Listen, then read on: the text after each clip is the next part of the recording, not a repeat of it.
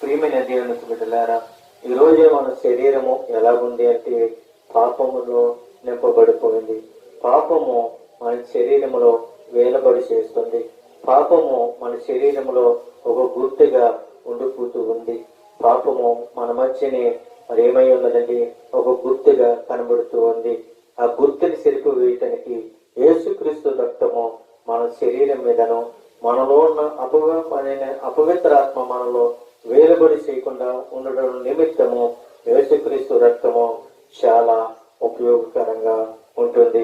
ఎందుకనంటే ప్రియమైన బిడ్డలారా, మన శరీరం మీద పాపం అని వేలుబడి చేస్తుంది కనుక ఆ పాపము మన మీద వేలుబడి చేయకుండా ఉండాలి అంటే యేసుక్రీస్తు రక్తము మన మీద ప్రోక్షింపబడాలి.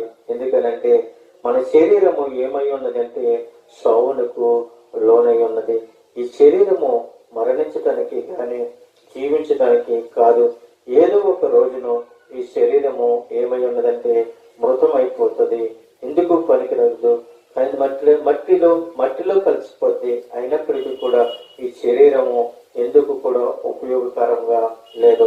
ఎందుకంటే ప్రియమైన బిడ్డలారా, ఆయన అంటున్నాడు, శరీరం ఉన్నప్పుడే, అవయవాలన్నీ కూడా కరెక్ట్ గా ఉన్నప్పుడే మీరందరూ కూడా నన్ను అడగండి అని అడుగుతూ ఉన్నాడు. మీరు ఆరోగ్యం లేనప్పుడు మీ శరీరముతో మీ నోటితో నన్ను ఒప్పుకోండి అని చెప్తూ ఉన్నాడు.